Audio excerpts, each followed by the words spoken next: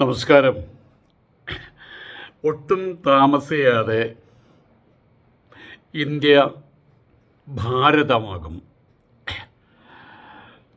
ഹിന്ദുസ്ഥാൻ ആയിട്ട് മാറും, അഥവാ ഹിന്ദു രാഷ്ട്രമായിട്ട് മാറും. അതിൻ്റെ കാര്യക്രമങ്ങൾ സാവധാനം അവധാനതയോടുകൂടി നടന്നുകൊണ്ടിരിക്കുകയാണ്. അത്യാവശ്യം ചിന്തിക്കാൻ ശേഷിയുള്ള ആളുകൾക്കെല്ലാം അത് മനസ്സിലാകുകയും ചെയ്യും. വിദ്യാഭ്യാസ വിചക്ഷണന്മാർ, ചിന്തകന്മാർ, ആപ്തന്മാർ, പ്രാമാണികരായിട്ടുള്ള ആളുകൾ,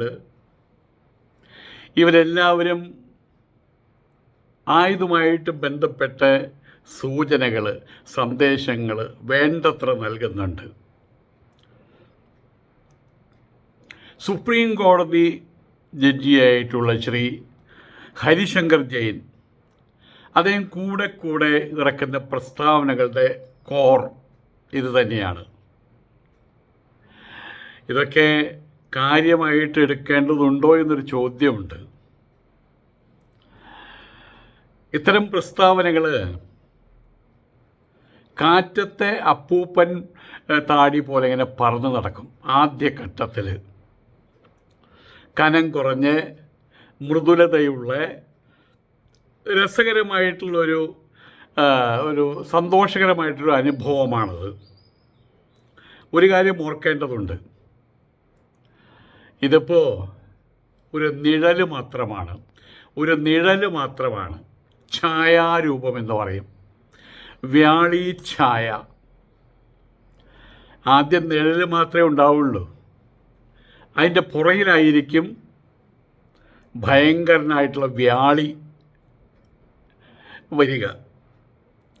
ഭാരതീയ ന്യായ സംഹിത ഇന്നും വാസ്തവത്തിൽ IPC തന്നെയാണ് 99%. ഇന്ത്യൻ പീനൽ കോഡ് എന്നുള്ള പേര് മാറ്റി ഭാരതീയ ന്യായ സംഹിത എന്നാക്കിയെന്ന് മാത്രമേ ഉള്ളൂ. അതായത് വരാൻ പോകുന്ന ഭാരതീയ ന്യായ സംഹിതയുടെ ഒരു നിഴലാണ് ഇപ്പോൾ നമ്മളിവിടെ കാണുന്നത്. അതാണ് വ്യാളി ഛായ എന്ന് പറഞ്ഞത്. ഒരു നിഴൽ രൂപം, അതിനാരും ഭയപ്പെടാറില്ല. പക്ഷെ അതിൻ്റെ പുറകിൽ വലിയ വ്യാളി അതുണ്ട്. അത് ചിന്തിക്കുന്നവർക്കറിയാം. പലപ്പോഴായിട്ട് നമ്മളുടെ വിദ്യാഭ്യാസ കാര്യങ്ങളിൽ വിചക്ഷണന്മാരായിട്ടുള്ള ആളുകൾ, ഭാവിയെക്കുറിച്ച് പോലും ചിന്തിക്കാൻ കഴിവുള്ള ക്രാന്തദർശികളായിട്ടുള്ള ആളുകൾ, ആപ്തന്മാർ, അതുപോലെ തന്നെ വിവിധ വിഷയങ്ങളിൽ പ്രാമാണികരായിട്ടുള്ള ആളുകൾ എന്നിവർ അവരുടെ മനസ്സുകൊണ്ട് ഉണർത്തി ഉയർത്തി ഒരുക്കി വയ്ക്കുന്ന നിഴൽ രൂപങ്ങളാണ് പിന്നീട് ഭരണാധിപന്മാരും ഭരണകൂടങ്ങളും അതിനെ മെറ്റീരിയലൈസ് ചെയ്യുന്നത്, അതിനെ സ്ഥൂല പ്രകൃതിയുള്ളതാക്കി മാറ്റുന്നത്. അവിടെയാണ് നമ്മൾ വെറും നിഴലിൻ്റെ രൂപത്തിൽ കണ്ട വ്യാളി രൂപത്തെ യഥാർത്ഥ രൂപത്തിൽ കാണുക. സുപ്രീം കോടതി ജഡ്ജി ശ്രീ ഹരിശങ്കർ ജെയിൻ, അതുപോലെ മറ്റു പലവരും, പല നിയമജ്ഞരും ചിന്തകന്മാരൊക്കെ നടത്തുന്ന പ്രസ്താവനകൾക്ക് ഇവിടെയാണ് പ്രസക്തി ഉണ്ടാകുന്നത്. അവർ പറയുന്നത് ഇന്ത്യ ഒട്ടും താമസിയാതെ ഒരു ഹിന്ദു രാഷ്ട്രമായിട്ട് മാറും. അതിലിപ്പോൾ ആർക്കും വലിയ സംശയങ്ങളൊന്നുമില്ല. അതല്ലെങ്കിൽ ഇപ്പോഴത്തെ രീതി പരിപൂർണമായിട്ട്, പ്രത്യേകിച്ചും സംഘപരിവാർ സംഘടനകളുടെ അഥവാ RSSൻ്റെ സംഘടനകൾ, അതാണ് സംഘപരിവാർ സംഘടനകൾ, അതിൻ്റെ പിടിയിൽ നിന്ന് പരിപൂർണമായിട്ടും 100% പിടിവിട്ട് പോകുന്നൊരവസ്ഥ ഇന്ത്യക്കുണ്ടായാൽ മാത്രമാണ് ഈ പറയുന്നതിന് വിപരീതമായിട്ട് മറ്റൊന്ന് സംഭവിക്കുക. അതിനുള്ള സാധ്യത തുലോം കുറവാണെന്ന് കാലം തെളിയിച്ചുകൊണ്ടിരിക്കുകയാണ്.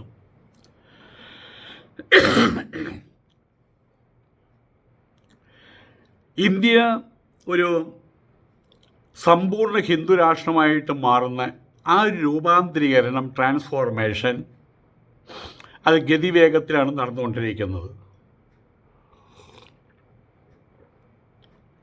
താമസം വിന ആ പരിവർത്തനം സമ്പൂർണ്ണമാകും. അങ്ങനെയാകുമ്പോൾ ഏതൊരു രാജ്യത്തിൻ്റെയും നിലനിൽപ്പിൻ്റെ അടിസ്ഥാന ശൈലിയായിട്ടുള്ള അതിൻ്റെ ഭരണഘടന ആ രാജ്യത്തിൻ്റെ പാരമ്പര്യത്തിലും കീഴ്വഴക്കങ്ങളിലും സമ്പ്രദായങ്ങളിലും സംസ്കാരങ്ങളിലും കെട്ടി ഉയർത്തിയതായിരിക്കണം. അവിടെയാണ് വേദങ്ങൾക്കും ശാസ്ത്രങ്ങൾക്കും ശ്രുതി സ്മൃതികൾക്കും മറ്റ് പരമ്പരാഗത ശാസ്ത്രഗ്രന്ഥങ്ങൾക്കും അവയിലെ ഉള്ളടക്കങ്ങൾക്കും പ്രസക്തിയേറുന്നത്. ഭാരതീയ ന്യായ സംഹിത അതിൻ്റെ യഥാർത്ഥ രൂപത്തിൽ വികസിതമാകുമ്പോൾ നിയമം കൈയാളുന്ന പോലീസ്, ഇങ്ങേയറ്റത്തുള്ള ഒരു പോലീസ് ഉദ്യോഗസ്ഥൻ മുതൽ വക്കീലന്മാർ, കോടതികൾ, ജഡ്ജിമാർ, ഇവരൊക്കെ മേൽപ്പറഞ്ഞ പരമ്പരാഗത ശാസ്ത്രങ്ങളിൽ തികഞ്ഞ അറിവുള്ളവരായിരിക്കണം എന്ന അവസ്ഥ വരുന്നു. ഇന്ത്യ ഒരു ഹിന്ദു രാഷ്ട്രമായിട്ട് മാറുമ്പോൾ ഇപ്പറഞ്ഞത് അത്രയും സംഭവിക്കുമെന്ന് സാരം. സംഭവിച്ചിരിക്കണമെന്നുള്ളത് ആവശ്യമായിട്ടുള്ള ആവശ്യമാണ്. സംഹിതകളും ബ്രാഹ്മണങ്ങളും ആരണ്യകങ്ങളും വേദാന്തവും പൂർണ്ണ തേജസ്സോടെ വീണ്ടും ഉദയം ചെയ്യും. ഇന്ത്യ ഹിന്ദു രാഷ്ട്രമാകുമ്പോൾ ഒരു മാനവൻ്റെ ജന്മം മുതൽ അന്ത്യേഷ്ടി കർമ്മം വരെയുള്ള സാഹചര്യങ്ങളിൽ അയാളുടെ മുന്നേറ്റങ്ങൾ, ആന്തരികവും ഭൗതികവുമായിട്ടുള്ള മുന്നേറ്റങ്ങൾ എപ്രകാരമായിരിക്കണം എന്നുള്ളത് 4 വർഗങ്ങളായിട്ടാണ് തിരിച്ചിട്ടുള്ളത്. ബ്രഹ്മചര്യം, ഗൃഹസ്ഥാശ്രമം, വാനപ്രസ്ഥം, സന്യാസം. അതിൻ്റെ രൂപരേഖകൾ എപ്രകാരമാണെന്ന് പറയുന്നതാണ് സംഹിത. ബ്രഹ്മചര്യം, ബ്രാഹ്മണങ്ങൾ, ഗൃഹസ്ഥാശ്രമം, ആരണ്യകങ്ങൾ, വാനപ്രസ്ഥം, ദെൻ വേദാന്തം, സന്യാസം. സമ്പൂർണ്ണമായിട്ടുള്ള റിനൗൺസിയേഷൻ. ഇതത്രയുമായിരിക്കും ഭാരതീയ ന്യായ സംഹിതയുടെ കാതൽ ഘടകം, അടിസ്ഥാന ഘടകം, അഥവാ ഇതിൻ്റെ സബ്സ്ട്രാറ്റും. ഇന്ത്യ ഹിന്ദു രാഷ്ട്രമാകുമ്പോൾ ഇതായിരിക്കും പിന്നെ ഇന്ത്യയുടെ ഭരണഘടനയുടെ അടിസ്ഥാനങ്ങൾ. മറ്റൊരു കാര്യം കൂടെ പറയാനുള്ളത്, മതേതരം എന്നൊരു വാക്ക് നമ്മൾ കൂടെ ഉപയോഗിക്കുന്നുണ്ട്. അതൊരു ട്രിക്കാണ് വാസ്തവത്തിൽ. മതേതരം എന്നുള്ളത് എനിക്ക് ബാധകമല്ല, നിനക്ക് ബാധകമാണ് എന്നാണ് ഇപ്പോൾ കാണുന്നത്. മതേതരം എന്ന വാക്കിൻ്റെ അഥവാ മതേതര പ്രസ്ഥാനത്തിൻ്റെ അർത്ഥം ഇപ്പോൾ പൊതുജന ബോധ്യത്തിൽ ഇപ്രകാരമാക്കി മാറ്റിയിരിക്കുകയാണ്. എന്താണ്? ഹൈന്ദവമായിട്ടുള്ള എല്ലാത്തിനെയും തിരസ്കരിക്കുക. അതാണ് മതേതരം.